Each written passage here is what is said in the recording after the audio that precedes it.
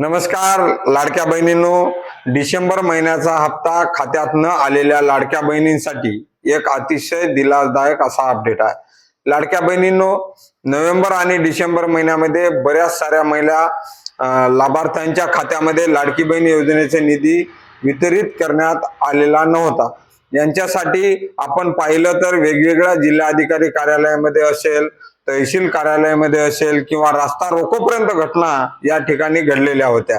आणि याच पार्श्वभूमीवर अखेर लाडक्या बहिणींना दिलासा देण्यासाठी राज्य शासनाच्या माध्यमातून लाडकी बहीण या योजनेचा हप्ता वितरण करण्यासाठी आवश्यक असलेले निधी वितरित करण्यासाठी मंजुरी दिलेली आहे।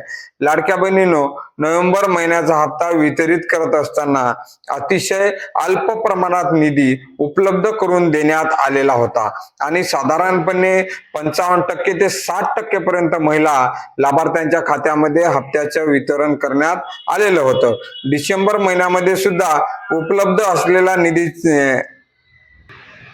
निधीचं वितरित करण्यात आलेला होता आणि मोठ्या गाजावाजामध्ये डिसेंबर महिन्याचं हप्त्याचं वितरण करण्यात आल्याची माहिती देण्यात आली होती। परंतु नोव्हेंबर महिन्यामध्ये सुद्धा आणि डिसेंबर महिन्यामध्ये सुद्धा बऱ्याच साऱ्या महिला लाभार्थी हप्ता वितरणापासून वंचित होत्या आणि अशा ज्या महिला लाभार्थ्यांचा हप्ता वितरित करण्यासाठी अखेर काल 25 जानेवारी 2026 रोजी निधी उपलब्ध करून देण्यात आलेली आहे। आज सामाजिक न्याय व विशेष सहाय्य विभागाच्या माध्यमातून 393 कोटी 25 लाख रुपयाचा निधी या योजनेचा हप्ता वितरित करण्यासाठी मंजूर करण्यात आलेला आहे।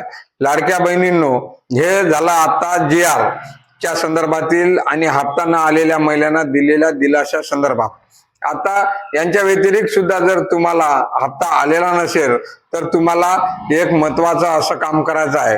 मुख्यमंत्री माझी लाडकी बहीण योजनेच्या पोर्टलवरती ज्यावेळेस तुम्ही लॉगिंग करता, हे लॉगिंग केल्यानंतर तुम्हाला एक ऑप्शन दिलेला आहे। त्या ठिकाणी त्याच्यामध्ये तक्रार नावाचे ऑप्शन आहे। या तक्रारमध्ये स्वतः लाभार्थ्यांची तक्रार किंवा इतर महिला लाभार्थ्यांच्या संदर्भातील तक्रार अशा 2 प्रकारामध्ये तक्रारी आहेत। एकतर त्यांच्यामध्ये तुमचा हप्ता डिस्कनेक्टिव्ह झाला असेल तर तुम्ही तक्रार देऊ शकता। तुम्हाला जर सरेंडर करायचं असेल तर ते करू शकता। त्यांच्या संदर्भातील आधार चुकीचा वगैरे असेल तर त्याची तक्रार देऊ शकता आणि इतर काही तक्रार असेल तर ती तक्रार देऊ शकता। जर दुसऱ्या लाभार्थ्याच्या संदर्भातील अपात्र असेल किंवा त्यांच्या संदर्भातील काही लाभार्थी मयत झाल्याबद्दलची माहिती तुमच्याकडे असेल तर ती तक्रार सुद्धा तुम्ही याच पोर्टलवरून देऊ शकता। जर हप्ता आला नसेल तर या पोर्टलवरती तक्रार नक्की द्या।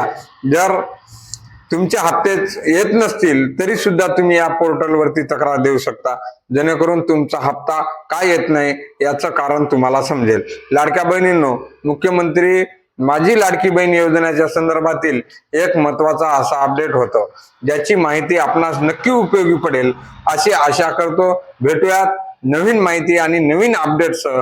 चॅनलला लाईक करा, सबस्क्राईब करा आणि बेल आयकॉनला दाबायला विसरू नका। धन्यवाद।